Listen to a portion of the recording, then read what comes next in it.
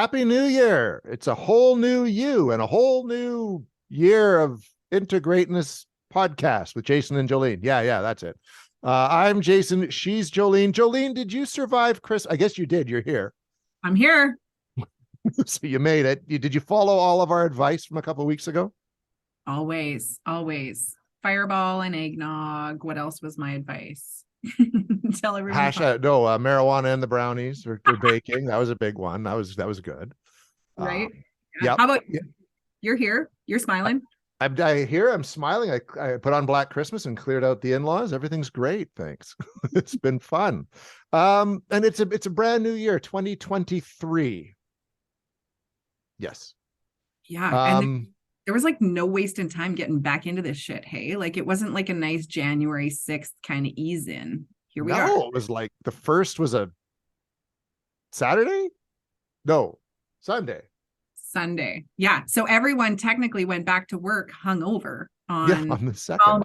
Because it's often lots of people get the day off because they roll over the stat from the first. So welcome back to work on this lovely Tuesday. If you're listening on a Tuesday, right? Like time travel, crazy. I know, isn't that crazy? I always hated years like that when I was in school. Like there's the odd year where you had like New Year's and you had a whole week off after, because all the holiday shit was done and you got to chill out, right? But yeah, but not this year, people. No, we had lots of time before Christmas. Yeah, a lot of time before Christmas. Yeah. To be all excited and is it here yet? Is it here yet? Is it here? Is today the day? Is today the day? No.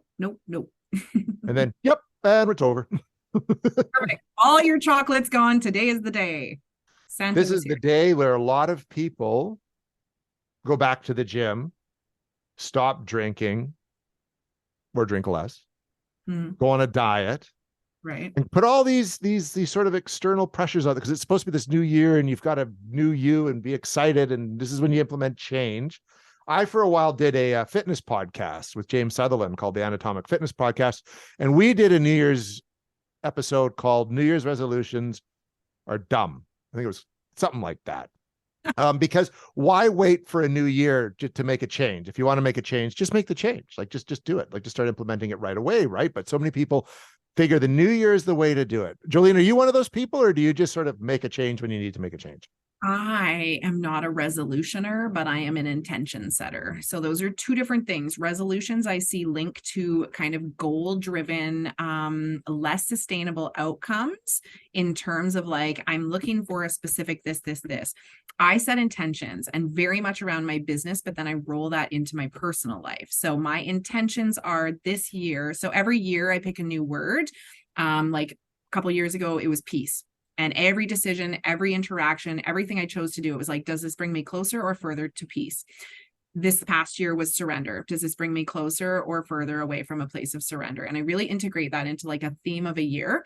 And then I set intentions. I set monthly intentions for what do I want this year to look like in my business? What do I want my budget, like my financial income to look like? Because again, I am like creating my reality for the year. And then I go revisit that a few times a year and I work my magic into it. And it has been serving me well. So I actually have pages in my day timer that I write. I'm a hard copy day timer gal. That's like my Bible.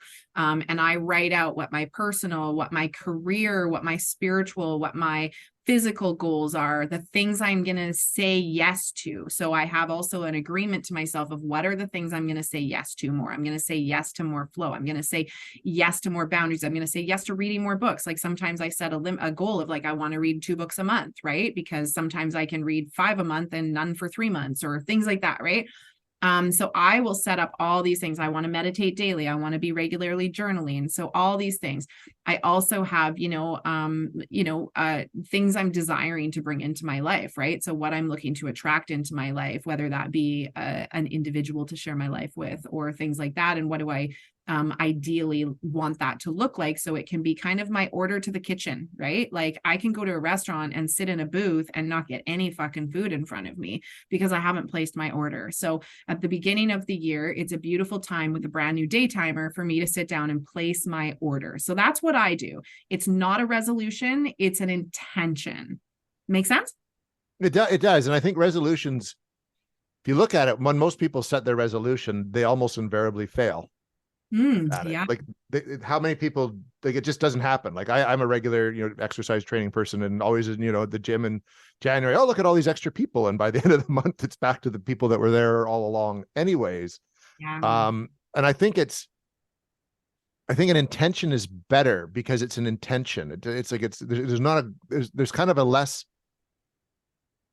set goal of when this has to happen, right? Like it's a concept to bring forward. Stoicism is big on that. Mm-hmm.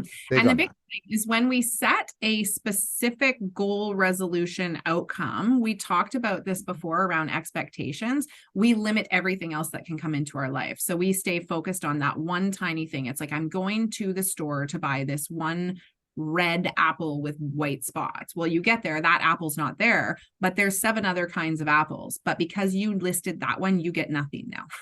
If you would have said, I'm looking for an apple like fruit or a fruit like an apple or something that would be as nourishing, I mean, you open up the availability to that or better. And I always put that out. And again, this is me working some of my magic is around like, I want this or better, right? Because half the time the things I'm dreaming up for myself are limited by my own insecurities, my own ideas of what I think is available to me based on what's tangible, not based on things that I have no idea are coming my way, right? Again, this podcast, if people go back to the beginning, understanding how I set my intention for this and how literally this was something I never would have planned to happen.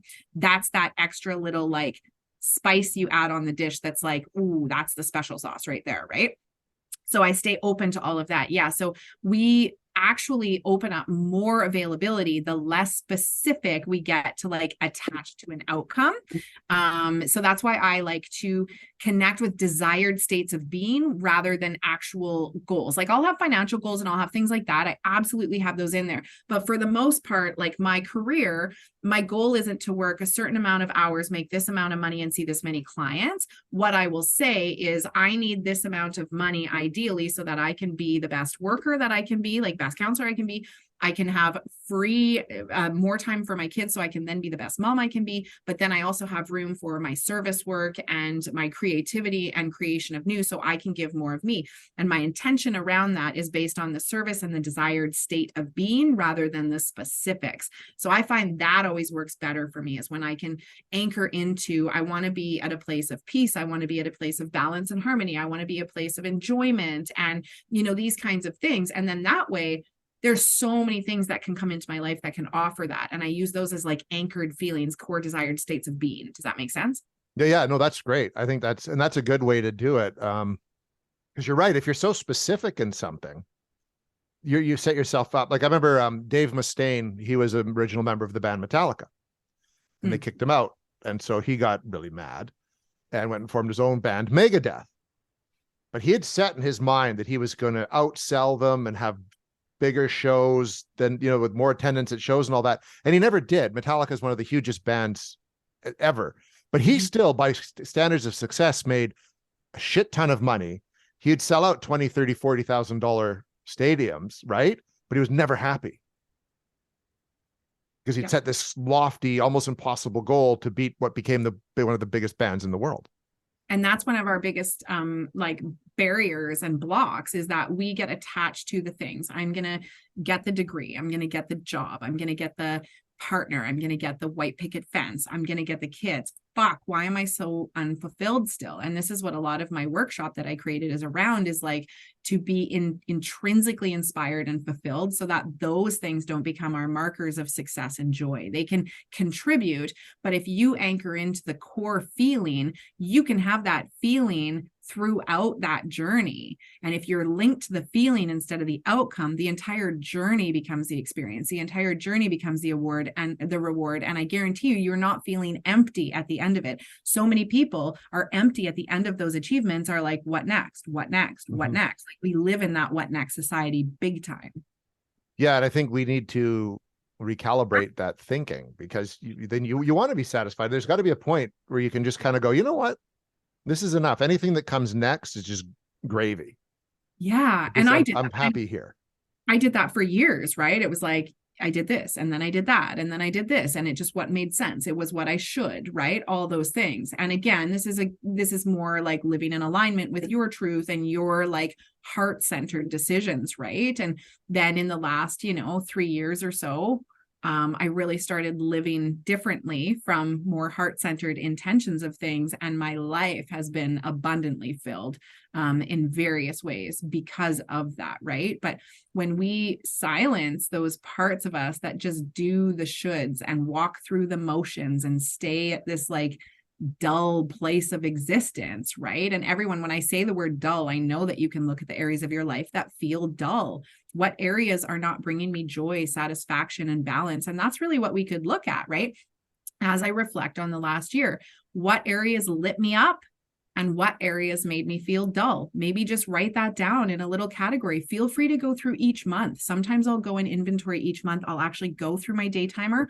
I'll look at what was signed up. Every month I sit down and create new intentions for the month. What are my main goals in terms of like where my attention is going to go? Where my intentions are going to go? And like even in October, I remember writing like balancing hockey schedule with life, because that's when I finally got all the hockey schedules, and I was like, this is actually a task I need to focus on, is how to balance this in life now. And that will be a success point when I can green mark check that, right? But looking at that and going back, okay, what were the things, right? Maybe what was it about summertime, or what was it about this 1 month that really flowed, that felt great? Maybe there was a better work-life balance. Maybe you were able to participate in life in a different way, or other people were present in your life in a different way. Think about all those things. What lights me up? What makes me feel dull? And I think that's a beautiful place to start in terms of, what do I want this year to look like for me? I think that's brilliant. And those are great ideas for people. I last year did this because I follow the Daily Stoic right on holiday, and he has this New Year's challenge, whereas each day is a different challenge. And I remember getting this email thing, and I knew what the first one would be. When the first, like, go out and take a cold swim, you know what I mean? Polar bear challenge. But it's a way to kind of get control. You are in charge of your body, not your body the other way around. And I figured they'd all be physical challenges, but they weren't. They were mental challenges. And some of them were hard, were really hard. It's like, okay, take something you love and give it away and get a cheaper version of it. If it's like a, like an inanimate object kind of thing, stuff like that, which I thought was really cool. Cause I think most people think, oh, go for a 4-hour hike, or, do 50 push-ups, but no, it was like actual character building stuff. And it was really interesting to do that over a month. Wow. Yeah. And I'd already done, I think by that point, most of them anyways. I'd found it was kind of interesting. Like I was already on that path I wanted to go on anyways, but there's a few that really kind of catch you off guard, right? Like it was, it was really neat, but it was a great way to figure, if you hadn't done any of these, to figure your shit out, like what's really important to you, what's not, what your limits are, what you need to improve at. I think that's a good way to approach a new year as well. Like kind of, don't just like, I need to lose weight. Well, why? You ask yourself that question, why? But what, look at your character and who you are and what you like and what you don't like about yourself, where you think in your life you can be a better person, as opposed to just living according to someone else's rules. I love that. And that's the other thing about resolutions, is they're typically about taking things away from our life, right? I want to lose weight, right? Or like, I wanted this, so when we take things away from our life, and this goes back to all my old addiction work, I was like, we spend a lot of time thinking about the drug, getting the drug, using the drug, coming down from the drug, thinking about the drug again and getting the drug and doing, right? That's a lot of time. Mm-hmm. You got to replace that with something, right? Otherwise, like, we are reward-based humans. Like, we love reward. Pavlov's dog, the bell, right? We salivate. We know what positive reinforcement looks like. We do not respond well to negative reinforcement. We just don't. So if we are removing things from our life, like privileges, like, or booze or whatever, it was like, what are you going to, like smoking, right? What are you going to replace that with? Well, I guarantee you, if I tell you, Jason, don't look over there right now, don't look to the left. Or actually it's the right. Yeah. See your eyes go. Even you didn't even... Why not? Like the minute I say don't do something, your brain wants to do it, right? So it's like, don't smoke, don't eat this, don't eat that, right? Don't drink. And then you're just like in psychological hell with yourself, right? But what if you said to yourself, I want to be healthier, so I'm going to gift myself with, healthier eating, I'm going to allow myself more sleep because we know sleep impacts greatly our ability to lose weight. So what are the things that help support you losing weight so that now you're not just taking away food or implementing exercise or this or that? It's like, I'm going to gift myself with like some kind of fun class with some friends to go socialize.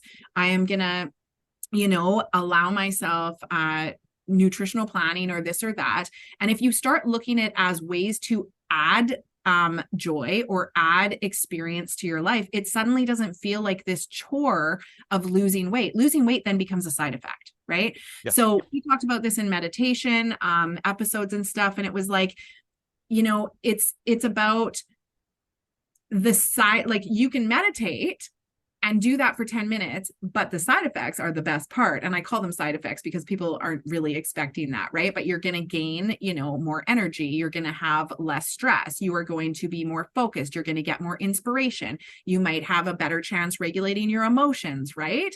So talk about like, how do I, instead of seeing this as a punishment and something I'm taking from my life, how do I switch it and make it seem like it's a gift or something I am earning in my life, something I'm gaining, right? And I think then you're more inclined to stick with it for Yeah. sure, right? Like that's the hard part when you start trying to, an exercise regime, because it's hard. Then it hurts for a while. You know what I mean? And you don't care about the benefits of losing weight or being stronger. It's just like, fuck, this is hard. But if you could say, I started doing yoga, Right. which has been a fantastic way to get strength, better balance, lose some weight. But you're in this class with other people and it's fun and you're doing these moves. You know what I mean? Like it's more fun to go do it. Totally. And I started Pilates a few months ago and it was the same thing. It had been years since I had done anything. I used to do a fun Zumba class, which was like hilarious. We had a great time. We were like a limited admission kind of group because we were so inappropriate. We being mostly me, but we had so much fun. But I haven't been able to do that for years just because of childcare and stuff for my kids in the evening. And then we shut it down at COVID. So I started Pilates and it's the same kind of thing, right? I'm not going to lose weight. I'm going to prioritize time for myself. So I'm already succeeding. Every class I go to, I'm already succeeding. This is not about a weight loss journey. I was also going to strengthen like my core, and again, had twins and a giant baby before that, right? Like, and also to like allow myself just a different socializing, a different self-care activity that I haven't for a long time, right? So I'm already winning. So with those three things, check, check, check. Weight has nothing to do with it. What is the side effect of me going regularly? Well, aside from mood and strength and all of those things, I also have shifted my body shape. I've also obviously, I don't know if I've lost weight in the beginning. I know that things were feeling different, like my clothes were feeling different, including somewhat tighter because I was more muscular too. My butt was getting nice and groovy there, guys. But like for the most part, Jason's laughing. But yeah, so there was all those changes. But like those are the side effects that are brilliant. But if I would have went just for that, I wouldn't have been able to check that box off in the first 3 weeks, right? No, you can't. It doesn't work. It never works. When I first started boxing in 2014, I mean, I was wearing 218 and hadn't done any exercise forever. And I just like the act of boxing, the physicality of it, the sparring, the training with other people and all that. And I remember about 3 months in, I started doing a spin class with some colleagues when I was at Work BC at the Y. And I remember looking at myself in the mirror. I hadn't really paid attention. I looked at myself in the mirror and I was like, holy fuck.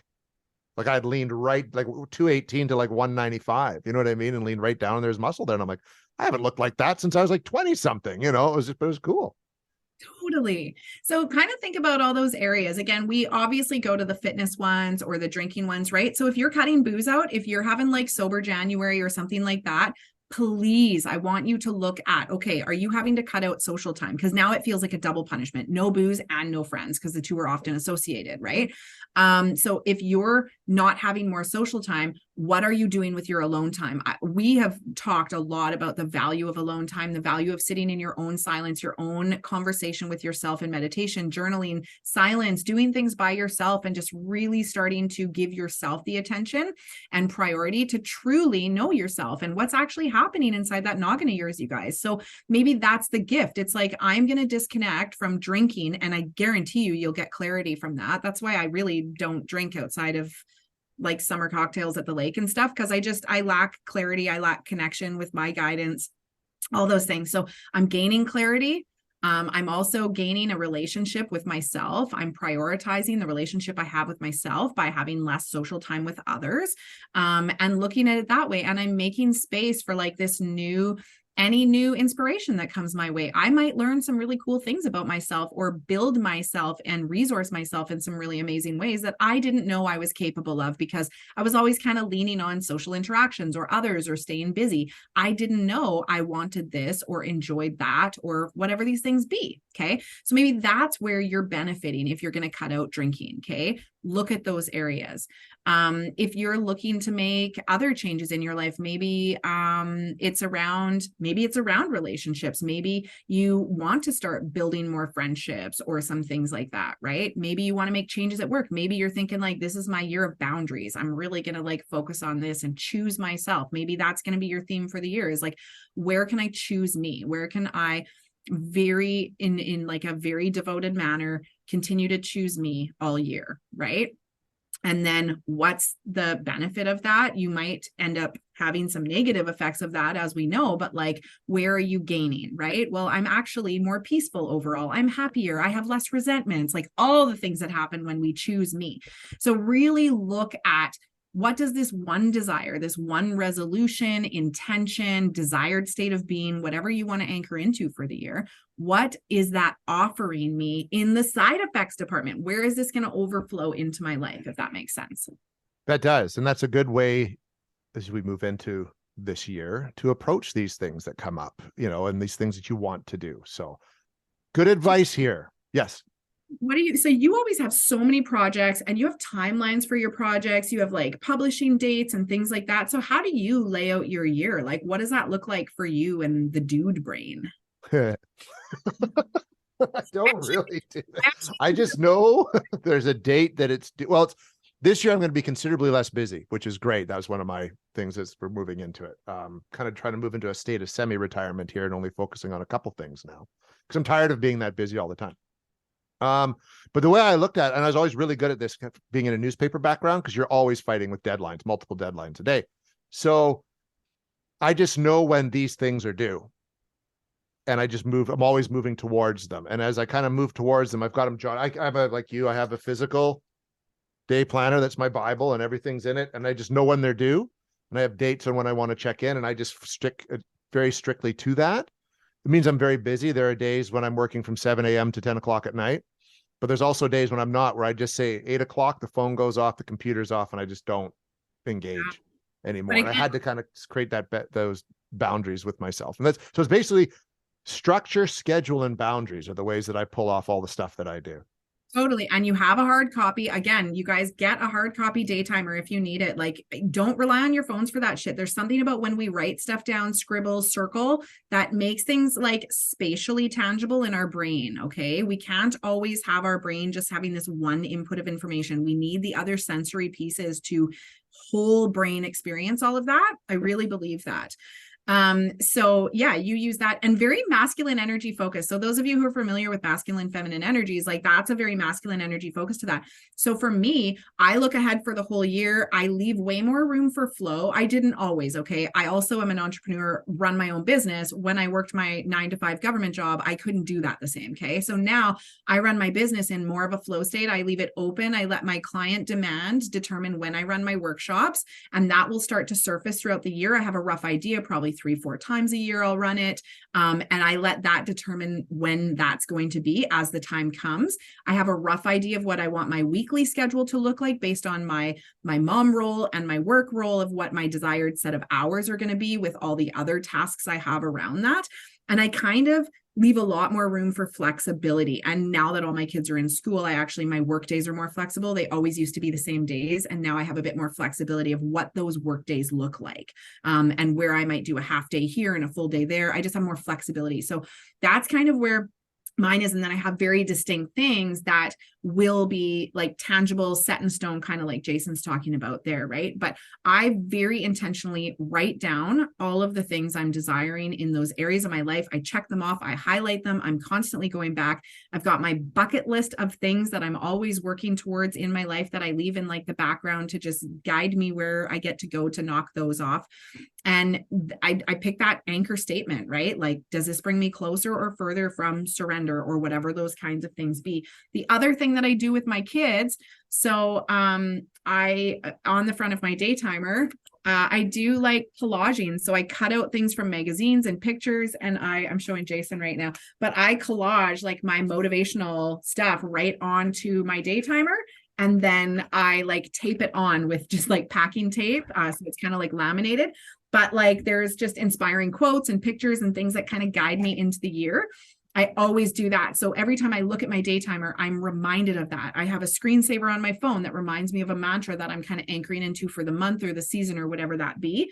So I'm always leaving reminders of these goals and intentions. It's like road signs. If I am heading on a road trip and I continually get the signs, you have 235 kilometers to the city I'm going to, I know I'm always on my way there, right? And that way, if I'm off of that road, I don't see those signs anymore. I got a detour, right? I got to go back. So that's kind of what that intention is. And my kids do that as well. My kids will come in and do their little dream boards for the year with me, just by looking through magazines, picking their things, and then we put them up on their walls and we see like, these are the things I desire this year. We see where that plays out and what that looks like.